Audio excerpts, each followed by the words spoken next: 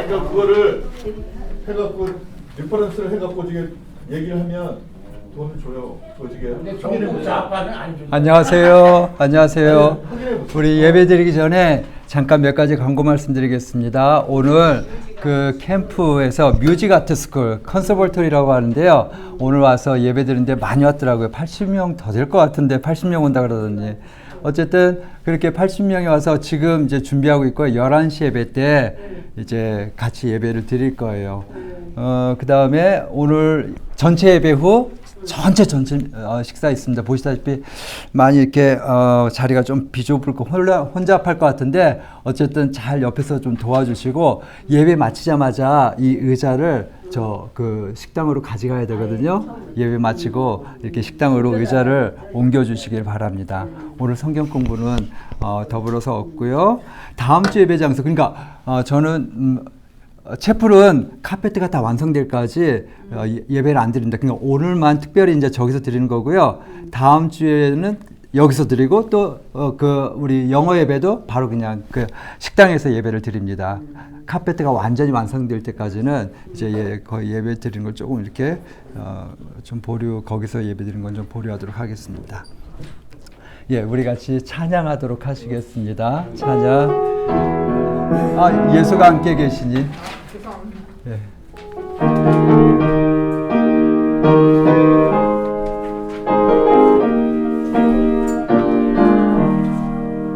예수가 함께 계시니 시험일로나 겁없네 기쁨의 근원 되시는 예수를 위해 삽시다.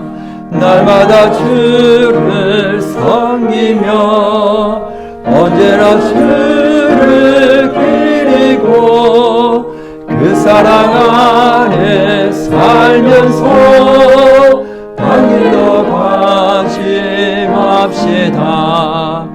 이 세상 사는 동안에 주름 전파하면서 무한한 복락 주시는 예수를 위해 삽시다.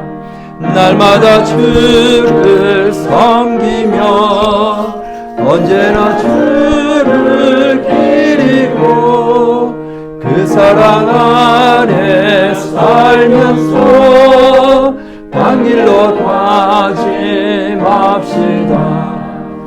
이 세상 친구 없어도 예수는 나의 친구니 불의한 일을 버리고 예수를 위해 삽시다. 날마다 주를 섬기며 언제나 주를 기리고 그 사랑 안에 살면서 당길로 다짐합시다. 주께서 심판하실 때 잘했다 칭찬하리니 이러한 상급 받도록 예수를 위해 삽시다. 날마다 주를 섬기며 언제나 주를 기리고 그 사랑 안에 살면서 딴 길로 다짐합시다. 아멘. 우리 그 옆에 있는 찬송 날마다 찬송 부르시고 최은영 목사님께서 기도해 주시겠습니다.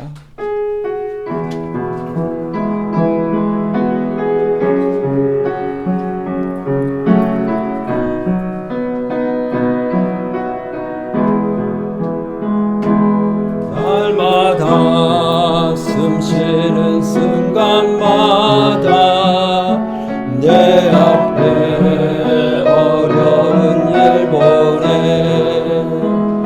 주님 앞에 이 몸을 맡길 때 슬픔 없네 두려움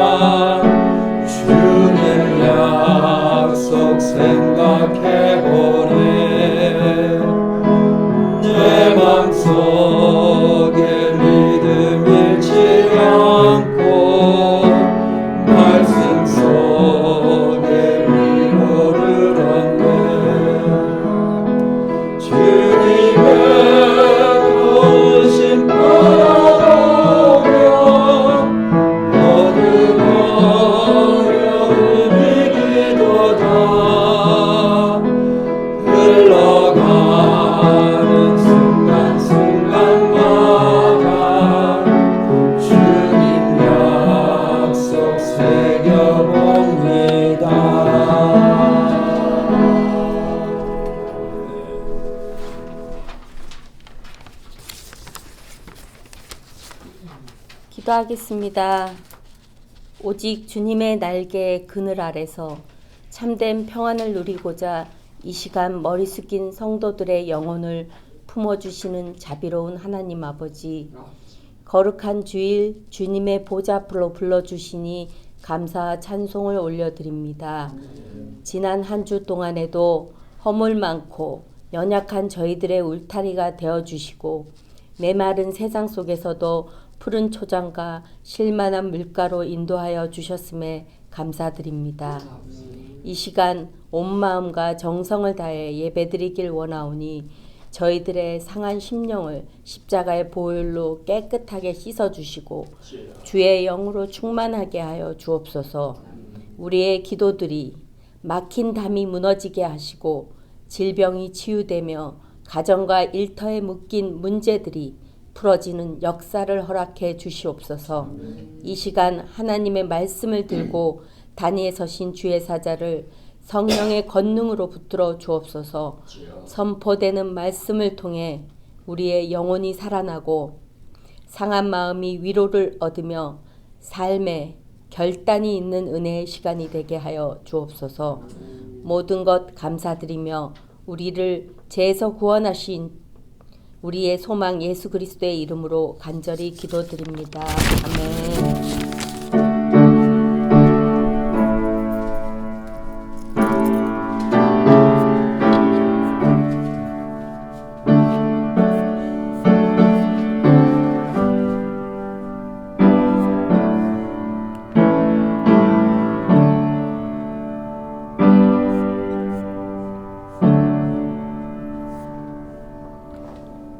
기도 감사드립니다. 우리 이 시간에 함께 보실 하나님의 말씀은 요나 1장 7절에서 17절 말씀, 요나 1장 7절에서 17절 말씀 우리 한 목소리로 같이 읽도록 하시겠습니다. 그들이 서로 이르되 자 우리가 제비를 뽑아 이 재앙이 누구로 말미암아 우리에게 임하였나 알아보자 하고 곧 제비를 뽑으니 제비가 요나에게 뽑힌지라. 우리가 그에게 이르되 청하건대 이 재앙이 누구 때문에 우리에게 임하였는가. 내 생업이 무엇이며 내가 어디서 왔으며 내 나라가 어디며 내 민족이 어디며. 그가 대답하되 나는 히브리 사람이요 바다와 육지를 지으신 하늘의 하나님 여호와를 경외하는 자로라 하고 자기가 여호와의 얼굴을 피함인 줄을 그들에게 말하였으므로 우리가 알고 심히 두려워하여 이르되 내가 어찌하여 그렇게 행하였느냐. 바다가 점점 흉흉한지라. 우리가 그에게 이르되 너를 어떻게 하여 바다가 우리를 위하여 잠잠하겠느냐. 그가 대답하되 나를 들어 바다에 던지라. 그리하면 바다가 너희를 위하여 잠잠하리라. 내가 이 폭풍을 만난 것이 나 때문인 줄을 내가 너라 하느니라. 그러나 바다들이 힘써 너를 배를 쥐러 들고자 하다가 바다가 그들을 향하여 점점 흉흉함으로 우리가 여호와께 부르짖으되 여호와여 구하오니 이 사람의 생명 때문에 우리를 멸망시키지 마옵소서. 무지한 길을 우리에게 돌리지 마옵소서. 주 여호와께서는 주의 뜻대로 행하심입니다. 요나를 들어 바다에 던지매 바다가 뛰노는 것이 곧 그친지라. 그 사람들이 여호와를 크게 두려워하여 여호와께 제물을 드리고 서원을 하였더라. 여호와께서 이미 큰 물고기를 예비하사 요나를 삼키게 하셨으므로 요나가 밤낮 3일을 물고기 뱃속에 있습니다. 아멘. 이 큰 풍랑을 만난 것이 나 때문인 줄 라는 제목으로 말씀드리도록 하겠습니다. 그가 머물렀던 곳, 여러분들 그 사람이 머물렀던 자리가 그 사람의 됨됨이를 보여주게 되죠. 만약에 그 사람이 머물렀던 자리, 그 사람이 떠난 후에 쓰레기가 가득하다면 그 사람의 인격이 약간 쓰레기로 가득 찬 거고, 그 사람이 떠난 자리에 뭔가 생명들이 이렇게 있고 향기가 난다면은 그건 그 사람의 인격이 그렇기 때문이라고 생각이 듭니다. 정교님이 이렇게 거의 심심하면 이렇게 잊을만 하면 말씀하시는 게 뭡니까? 그 사람이 떠났을 때 너무 안타까워한다면은 그 사람은 정말 잘 산 거죠. 근데 그 사람이 떠났을 때 무슨 이유에서든 아이고 참 잘됐다 그냥 그렇게 우리를 힘들게 하더니 참 잘됐다. 그러니까 그 사람이 떠난 자리, 그 사람이 머물렀다가 떠난 자리가 그 사람의 인격을 나타냅니다. 교회도 마찬가지인 것 같아요. 교회도 교회의 그 진가는 그 교회가 혹시라도 무슨 사정 때문에 다른 곳으로 이동하거나 다른 곳으로 갔을 때 그 이웃들이 그 교회가 이렇게 다른 곳으로 이동한 거에 대해서 너무너무 마음이 아파한다면 그 교회는 굉장히 성공적으로 잘한 것 같아요. 근데 아이고 그 교회 그냥 그 교회 때문에 시끌벅적 그냥 우리가 그냥 괴로웠는데 아주 잘 이동했다. 그러면은 그 교회는 정말 그 잘못 사역한 거죠. 코로나가 한창일 때 전 세계적으로 한국에서도 이제 코로나가 있을 때 많이 교회가 욕을 먹었잖아요. 욕을 모이지 말라는데 그냥 굳이 그렇게 모여가지고 그 병균을 확산을 막아야 되는데 그냥 막지 못하고 자꾸 이렇게 확장시키는데 교회가 일조를 하고 특별히 그 신천지 사람들이 뭐 그냥 신천지면 교회인지 알지 뭐 이단인지 구분을 하나요. 그 신천지는 완전히 그냥 그 온상이 돼가지고 코로나를 퍼뜨리는 그 구소까지 됐잖아요. 그것 때문에. 어쨌든 우리가 이렇게 교회로서 또는 여러분들 개인으로서 또는 크리스찬으로서 여러분들이 어떻게 향기를 내느냐 또는 악취를 내느냐 그 문제인데요. 오늘 본문을 맞이하면서 왜 그 생각이 났냐면은 요나가 탄 배가 풍랑을 맞았죠. 그리고 그것도 그냥 예사로운 풍랑이 아니라 그 큰 배가 막 깨질 듯한 그런 아주 강력한 풍랑을 만났습니다. 사람들은 그 풍랑을 만났을 때 이렇게 제안을 합니다. 7절 말씀이었어요. 오늘 본문의 7절 말씀에 보시면 그들이 서로 이르되 자 우리가 제비를 뽑아 이 재앙이 누구로 말미암아 우리에게 임하였나 알아보자 하고 그 제비를 뽑으니 제비가 요나에게 뽑힌지라. 여러분들 오늘날 같으면 풍랑 만나면은 그냥 이거 뭐 자연스러운 현상이지 그냥 뭐 이렇게 자연 현상이지 그렇게 넘어갈 텐데 그 사람들은 자연스러운 현상 중에 하나로 보지 않고 이게 우리가 누군가가 잘못 때문에 누군가가 그 신을 불편하게 했기 때문에 우리가 이런 어려움을 당하고 있다. 여러분들 웬만한 어려움은 우리 그냥 자연스러운 현상으로 받아들이지만 그 피해가 아주 극심하고 강력하면은 우리는 그 다음서부터 혹시 우리가 뭘 잘못한 게 있나? 우리는 종교적이 됩니다. 이건 현대 사는 여러분들도 마찬가지예요. 그냥 웬만한 가뭄은 뭐 자연현상 중에 하나지. 근데 이 가뭄이 심해지면 단순한 자연현상으로 보는 게 아니라 이제 하나님이 우리를 심판하시려고 하시나? 뭔가 그런 식으로 생각하죠. 홍수가 막 일어나요. 전 세계 곳곳에 지진이 막 일어나요. 또 예수님이 그 말씀을 하셨잖아요. 단순한 자연현상으로 보는 것 이전에 그걸 넘어서 하나님이 무슨 이렇게 뜻을 가지고 지금 일하시고 계시나? 우리는 그렇게 생각하곤 합니다. 하물며 그 옛날에는 어떻겠습니까?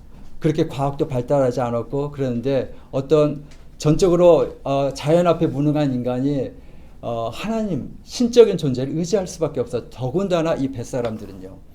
더군다나 이 뱃사람들은 그냥 예사 뱃사람이 아니라 베테랑 뱃사람이에요. 지중해를 왔다 갔다 하는 그 배거든요.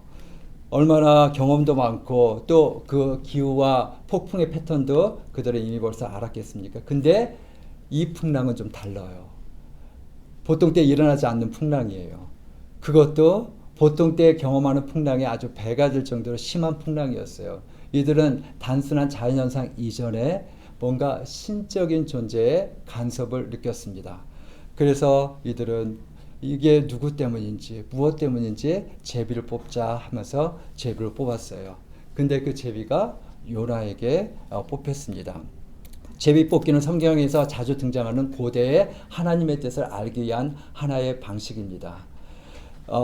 인간의 지혜로 알 수 없는 하나님의 뜻을 묻는 가장 신성하고 객관적인 방법. 그래서 하도 한국도 다른 데는 모르겠어요. 근데 총회장 선거할 때 하도 이 선거할 때 인간적인 개입, 이렇게 편법 같은 걸 쓰니까 우리 이런 거 다 없애고 그냥 공정하게 제비뽑기 합시다. 오죽하면 그랬을까요? 그 정도로 그 얘기했는데 그 옛날에는 인간적인 한계와 또 신의 뜻을 알 수 없을 때 가장 객관적이고 공정한 페어한 방법이 바로 이 제비뽑기였습니다. 근데 제비를 뽑았는데 요나가 걸렸어요. 여러분들이 잘 아시다시피 요나가 걸렸어요. 그 사람들은 요나한테 물었습니다. 8절이죠. 8절. 우리가 그에게 이르되 청하건대 이 재앙이 누구 때문에 우리에게 임하였는가 말하라.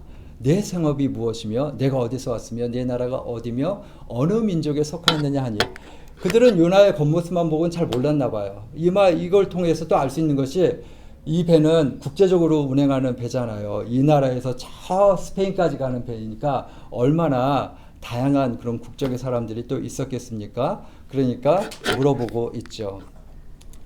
이에 대해서 요나가 어떻게 대답했을까요? 9절 말씀이죠. 오늘 본문의 9절 말씀에 보시면은 요나 그가 대답하되 나는 히브리 사람이요 바다와 육지를 지으신 하늘의 하나님 여호와를 경외하는 자로다. 여러분들 근데 이 요나의 그 대답에 많은 요나의 그 모순이 묻어 있는 게 혹시 보이십니까? 첫 번째, 요나는 지금 하나님을 자기가 믿고 있다고 소개를 하는데 그 하나님을 어떻게 소개하고 있죠?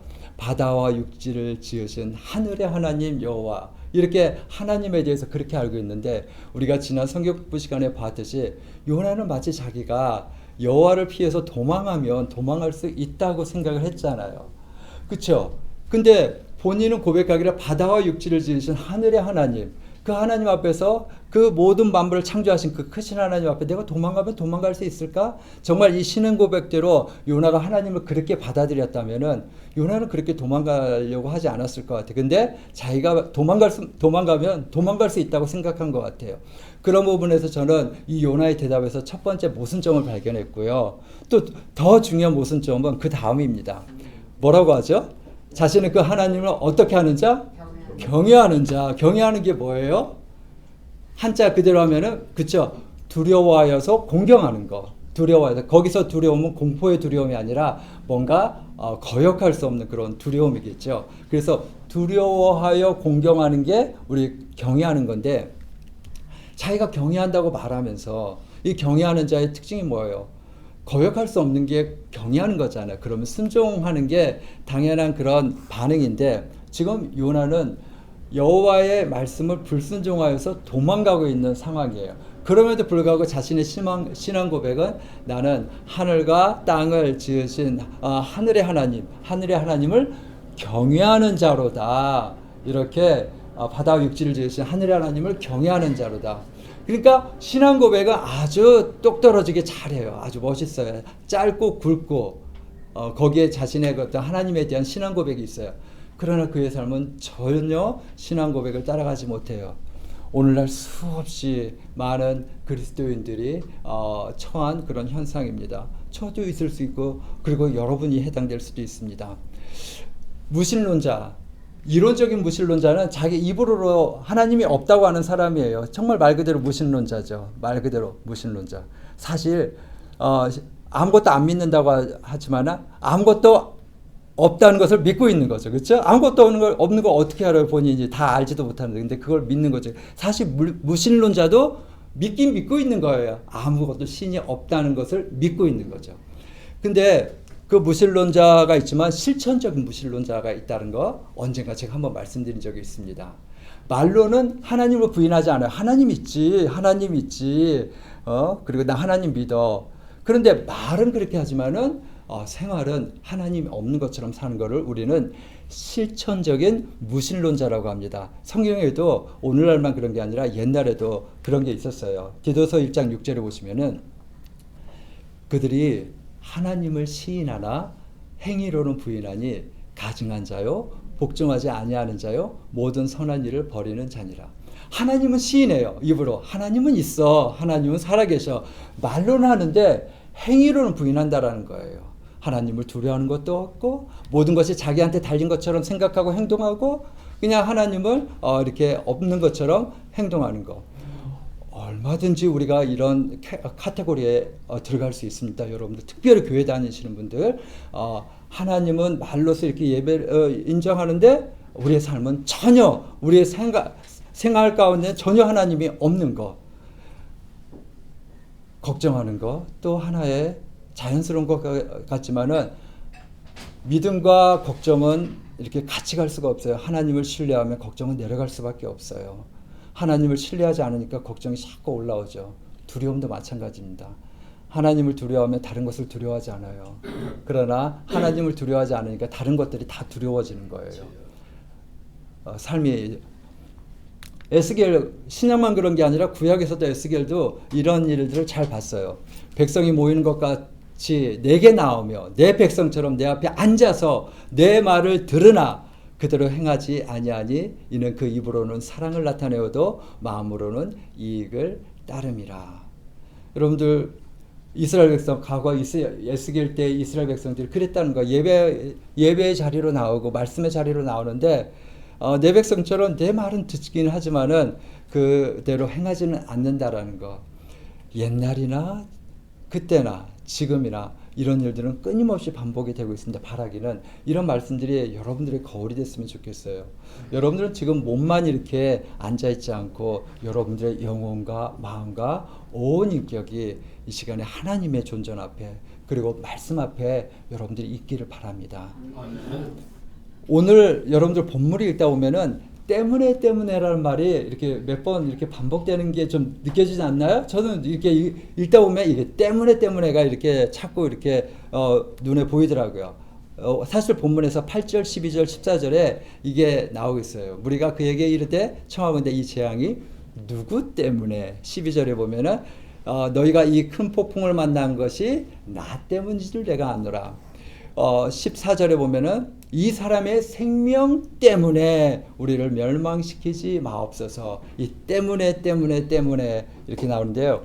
이 이유는 지금 이 폭풍의 이유가 지금 요나가 지금 그 자리에 있기 때문에 이 뱃사람들이 같이 고생을 하고 있는 거예요. 요나만 없었으면 이 사람들이 이런 고생을 하고 있지 않는데 요나가 있어가지고 그 배를 타는 바람에 그러니까 요나가 지금 이 복덩어리가 아니라 지금은 화근 덩어리가 돼가지고 이 배에 같이 있는 것입니다. 여기서 지금 하나님을 믿는 그 백성 요나가 이 복덩이가 아니라 화가 돼가지고 화근 덩어리가 돼가지고 함께 있는 모습. 우리 성경에서 하나님의 자녀들에게 하나님이 기대하시는 거하고 전혀 반대입니다. 하나님이 사실 하나님의 자녀들에게 요구하시는 게 뭐예요? 너희는 복덩이가 되어라 그거잖아요. 그렇죠? 아브라함을 부르실 때도 너는 복덩이가 되어라. 말씀 한번 잠깐 볼까요? 창세기 12장에 보시면요. 2절에서 3절은 하나님께서 아브라함을 부르시는 장면이에요. 아브라함이 복덩이가 되어라 영복 내가 너로 큰 민족을 이루고 내게 복을 주어 내 이름을 창대하게 하리니 너는 복이 될지니라. 그러니까 먼저 하나님께서는 아브라함에게 내가 앞으로 너에게 복을 줄 거야. 이렇게 먼저 복을 약속하셨어요. 근데 그 복을 약속하시면서 또 한 가지 이 복에 대한 이 책임도 있다라는 거죠. 3절에 보시면 너를 축복하는 자에게는 내가 복을 내리고 너를 저주하는 자에게는 내가 저주하리니 땅의 모든 족속이 너로 말미암아 복을 얻을 것이니라. 너는 복의 근원이 될 것이다. 화근이 아니라 복의 근원이 될 것이다. 아브라함을 부르시면서 그렇게 말씀하셨어요. 복의 근원. 그리고 이 말씀은 예수님의 때에서 이루어졌다는 것을 나중에 바울이 말해줘요. 여러분들 요셉은 어떤가요? 요셉 기억하시죠? 요셉이 누구죠? 야곱의 그렇죠. 야곱의 몇 번째 아들? 야곱의 총 12아들이 있었죠. 야곱의 12아들 중에서 11번째 아들이죠. 그 특별히 사랑하는 아내 라헬이 이렇게 낳은 아들이기 때문에 특별히 요셉을 사랑해서 막 이렇게 칼라오 채색 옷을 입혔어요. 그 요셉이 어쨌든 시기를 받아서 보디발 그 이집트의 보디발 장군 시위대장 보디발에게 이제 종으로 팔렸어요. 근데 보디발이 요셉을 가만히 보니까 이놈이 복덩이네. 요셉이 터치하는 것마다 다 잘 되는 거예요. 요셉이 농작물을 관리하면 농작물이 잘 되고 요셉이 이렇게 회계를 보면은 이 회계가 이렇게 척척 잘 들어맞고 막 이렇게 회계가 이렇게 잘 받고 그래서 39장 5절에 보면은 이런 말씀이 있네요. 여호와께서 요셉을 위하여 그 애굽 사람의 집에 복을 내리심으로 여호와의 복이 그의 집과 밭에 있는 모든 소유에 미친지라. 그러니까 요셉 때문에 여호와께서 여호와를 모르는 그 보디발 장군의 집에 복을 내리신 거예요. 그러니까 요셉 그 보디발 장군도 요셉을 보면서 그게 느껴졌어요. 아, 이놈이 들어오면서 복덩이. 여러분들 우리 아기 낳았을 때 그 아기를 낳은 순간에 뭔가 일이 잘 풀리면 이놈이 복덩이네. 우리 집에 오더니 그냥 좋은 일들이 많이 생기네. 이제 그렇게 우리가 복덩이로 이렇게 바라보고 있잖아요. 마찬가지로 요셉이 그렇게 복덩이였어요. 이게 하나님의 백성에게 기대하시는 세상을 향해서 우리의 역할. 너는 복의 근원이 되라. 화의 근원이 아니라 복의 근원이 되라. 요나처럼 네가 가는 곳마다 사람들이 고통당하는 그런 트러블 메이커가 아니라 내가 가는 곳에 오히려 사람들의 그런 트러블들이 잘 가라앉은 피스메이커가 되라. 그게 이제 하나님이 우리를 부르시는 그런 이유가 되는 거죠. 많아요. 에스더 그 사람의 헌신 때문에 한 민족이 구원을 받잖아요. 여러분들 윌리엄 윌버포스라고 들어보신 적 있나요? 영국의 정치가예요. 오래전 사람입니다. 1700년 후반에서 1800년대 초반에 활동했던 영국의 정치가였는데요. 이 영국의 정치가로서 이 사람이 이제 예수 그리스도를 만나요. 이 사람이 만난 이 멘토, 이 윌리엄 윌버포스의 멘토가 여러분들 잘 아는 사람입니다. 누구냐면은 존 뉴턴이에요. 존 뉴턴이 혹시 누군지 아십니까? 노예 상인. 이 사람이 만든 유명한 곡이 있습니다. 그게 뭐죠? 예? 이 존 뉴턴. 어메이징 그레이스예요. 예, 감사합니다. 어메이징 그레이스예요. 이 노예 상인이었거든요. 노예 상인으로서 노예를 사고팔고 아주 악독하고 좀 이렇게 거치고 잔인한 사람이었죠. 근데 이 사람이 예수를 만났어요. 그리고 목사님이 됐어요. 그러면서 나중에 하나님의 정말 나 같은 죄인, 나같이 추악하고 사람을 그냥 사람 대우하지 않고 그냥 상품으로 취급해서 그렇게 팔던 못된 그 자기 자신조차도 구원한 자기를 구원하시고 그런 은혜가 놀라워서 어메이징 그레이스를 만든 사람이 바로 이 존 뉴턴이에요. 그리고 이 윌리엄 윌버포스의 바로 정신적인 멘토가 바로 이 존 뉴턴이에요. 이 윌리엄 윌버포스는 달변가입니다. 공부도 많이 했고요. 그리고 정치가예요. 근데 이 사람이 무엇을 했냐면 이제 존 뉴턴이 스승이잖아요. 노예제도가 얼마나 비인간적이고 하나님 앞에 반하는 그런 제도이고 아마 존 뉴턴한테 영향을 받았을 것 같아요. 이 노예제도 우리 국가에서 폐지해야 된다. 이거 하나님이 싫어하시는 거다. 그래서 이 윌리엄 윌버포스가 한 일이 영국에 있는 노예 제도를 폐지하기 위해서 이제 정치가로서 이제 일하는 겁니다. 여러분들 이 일은 쉬운 일이 아니었어요. 당시 영국 산업에 막대한 30%가 넘는 그 퍼센트가 이 노예 산업에 있었어요. 그리고 이걸 통해서 이익을 받는 당시 영국 국민들이 얼마나 또 많이 있었겠습니까? 당연히 윌리엄 윌버포스가 하는 행동에 대해서 고깝지 않게 보고 그다음 심지어는 그를 죽이고자 하는 그런 살해 위협까지 있었어요. 굴하지 않았습니다. 끝까지 150회 이상 의회에서 법안을 발의했고 그리고 결국은 그의 지치지 않는 노력으로 혼자 한 건 아니에요. 물론 그 주변에 친구들이 같이 있었어요. 혼자 있으면 아마 못했을 텐데 친구들이 옆에서 도와주면서 그 법안을 발의했고 결국은 마침내 1807년에 노예 폐지 법안이 영국에서 의회에서 통과가 됩니다. 그러나 끝나지 않았어요. 윌버포스는 1833년 죽을 때까지 계속해서 그 통과된 법안대로 이루어지도록 끊임없이 노력을 했습니다. 그래서 아마 그가 죽을 때는 영국은 이제 노예 제도가 폐지되고 자유로운 나라가 됩니다. 여러분들 1800년 중반대 미국의 이 노예들은 굉장히 비참한 삶을 살아서 특별히 이 남부 지역이요.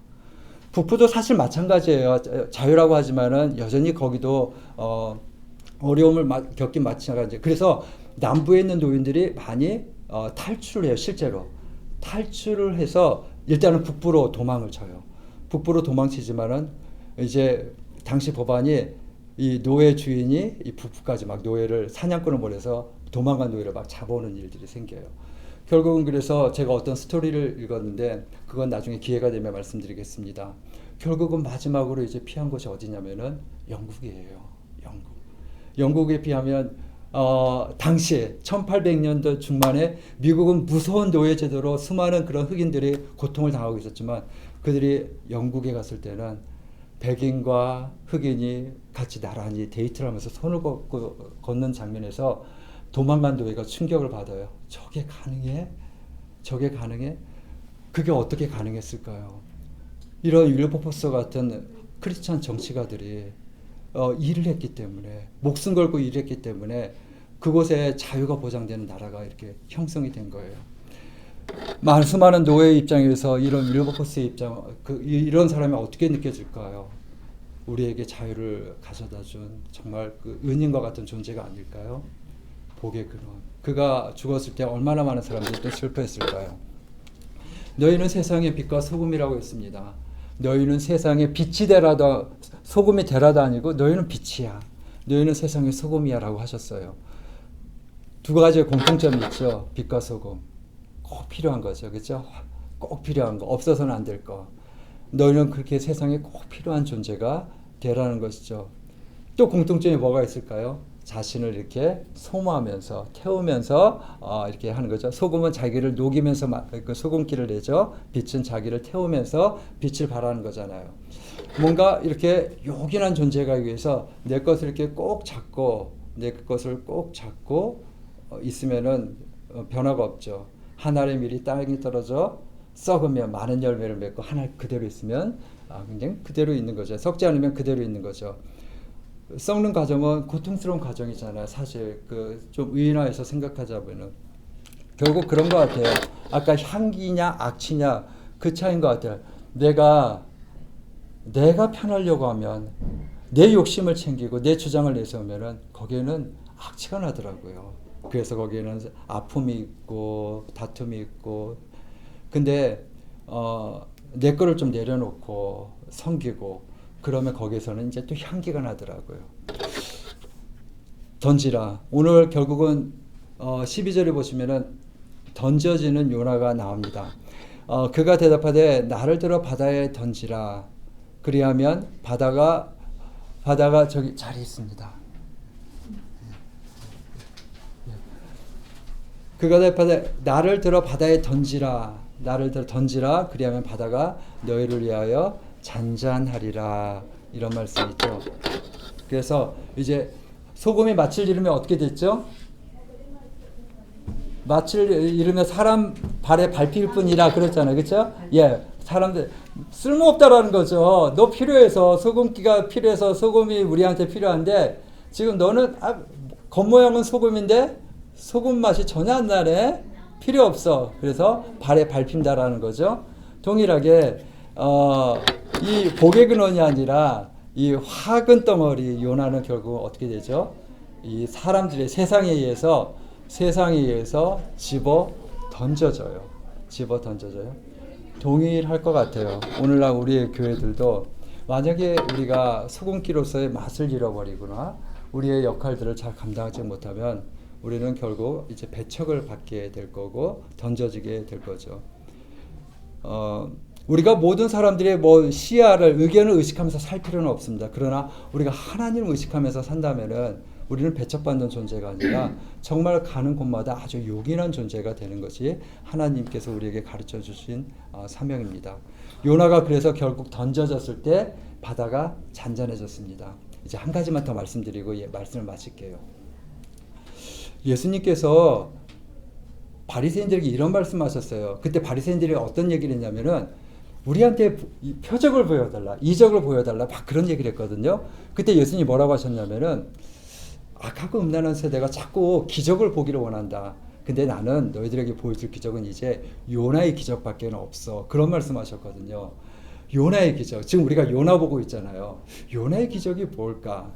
여러분들 요나의 기적 1차적으로 딱 드는 생각은 이제 물고기 뱃속에 3일 있잖아요. 예수님도 3일 동안 무덤 속에 계시잖아요. 그래서 이제 그거로만 1차적으로 전 생각했는데 1장을 바라보면서 예수님이 말씀하신 요나의 기적, 여기서도 저는 요나의 기적이 보여요. 뭐냐면은 예수님이 제자들과 함께 바다를 이렇게 가시다가 풍랑이 일어나잖아요. 풍랑이 일어났을 때 예수님이 주무셨잖아요. 요나도 잤지만, 그렇죠? 요나가 잔 것처럼 예수님도 곤히 주무셨어요. 그리고 제자들이 흔들어서 깨웠죠. 어떻게 주무십니까? 마치 선장이 요나를 깨워도. 그러나 전혀 디퍼런트합니다. 예수님이 일어나셔서 왜 두려워하느냐 믿음이 적은 자 하면서 파도여 잔잔하라 하니까 잔잔해졌어요. 잔잔해졌어요. 여러분들 요나서 1장에서 요나가 바다에 던져지니까 그 풍랑이 잔잔해졌어요. 조금 이렇게 공통점이 보입니까? 사실 예수님은 이 땅에 오실 필요가 없었습니다. 예수님은 완벽하게 순종하셨어요. 예수님이 풍랑을 경험하실 이유는 하나도 없었어요. 그러나 풍랑 한가운데로 예수님이 우리에게 오셨어요. 그 풍랑의 원인은 그 어떤 예수님의 죄 때문이 아니라 오늘 본문에 나오는 요나 같은 사람의 죄 때문이 아니라 그냥 인류의 죄 때문에 이제 풍랑은 우리 가운데 얼마든지 올 수 있습니다. 근데 예수님이 우리 가운데 오셔서 그 풍랑을 잔잔케 하십니다. 내가 때로는 요나처럼 막 풍랑을 일으키는 트러블 메이커였는데 이 피스메이커신 예수님이 내 삶에 오셔가지고 파도여 잔잔하라 하니까 파도가 잔잔해져요. 인생의 큰 풍파가 이제 우리 가운데 올 거예요. 영적으로 육체적으로 얼마든지 올 수 있죠. 그럴 때 예수님이 우리 가운데 피스메이커로 오셔가지고 우리가 우리 죄 때문에 만든 모든 트러블에 대해서 하나님께서 해결책을 주신다라는 거죠. 그 권세 있는 말씀으로 잔잔하라 했을 때 잔잔해지는 거. 여러분들 요나하고 예수님 오버랩되면서 비슷한 상황이 있는데 전혀 의미는 완전히 180도 틀려요. 요나는 화의 근원으로 사람들에게 폭풍을 몰고 왔지만 예수님은 반대로 폭풍 가운데 뛰어드셔서 흔들릴 그 폭풍을 이렇게 잠잠하게 하셨어요. 마치 요나가 바닷속에 던져져서 폭풍이 잔잔한 것처럼 예수님께서도 인간의 그런 모든 폭풍 가운데 직접 던지셔서 본인이 인간 세상에 오셔서 우리들 가운데 일어나는 여러 가지 풍랑과 경랑, 폭풍을 잠재우시는 그런 구세주로 우리에게 오신 것이죠. 그래서 여러분들이 인자가 보여줄 기적은 요나의 기적밖에 없다라는 말씀은 여러분들 삶 가운데서 혹시라도 이런 풍랑이 이렇게 왔을 때 요나가 던져졌을 때 풍랑이 잔잔해진 것처럼 예수님은 여러분들 던지지 않습니다. 여러분들 던지는 대신에 예수님 자신을 던지셨어요. 풍랑 가운데. 그리고 권세 있는 말씀으로 잔잔하라 하니까 잔잔해졌습니다. 그 예수님을 여러분들이 요나서를 통해서 바라보시기 원하고 또 이 요나서를 통해서 여러분들이 말로는 하나님을 경외하는 자로다 고백하면서도 행위로는 전혀 반대로 사는 요나처럼 우리한테도 그런 모습은 없는지 내 말과 행동은 얼마나 이렇게 서로 일치하는가 한번 잘 돌아보는 그런 거울과 같은 말씀이 요나서가 됐으면 좋겠습니다. 기도할게요. 감사하신 하나님 은혜를 감사를 드립니다. 이 시간에 요나서를 통하여서 우리가 말씀을 거울 삼아 혹시 우리 가운데 있는 모순을 잘 볼 수 있도록 도와주시고 하나님 아버지 이 말씀을 통해서 우리가 우리를 위해서 오신 예수님을 보게 하여 주시옵소서. 그래서 우리 삶에 언제든지 어디서든지 일어날 수 있는 풍랑 잔잔케 하실 수 있는 그 예수님의 권세 그 말씀 의지하면서 예수님 앞에 참된 소망을 두는 삶을 살아갈 수 있도록 인도하여 주시옵소서. 우리 주 예수님의 이름으로 기도드렸습니다. 아멘. 감사합니다. 나라의 마오시며 뜻이 하늘에서 이룬 것 같이 땅에서도 이루어지이다. 오늘날 우리에게 일용할 양식을 주옵시고 우리가 우리에게 죄진 자를 사하여 준 것 같이 우리의 죄를 사하여 주옵시고 우리를 시험에 들게 하지 마옵시고 다만 악에서 구하옵소서. 대개 나라와 권세와 영광이 아버지께 영원히 있사옵나이다. 아멘. 아멘. 의자도 들고 나가시죠. 예, 의자를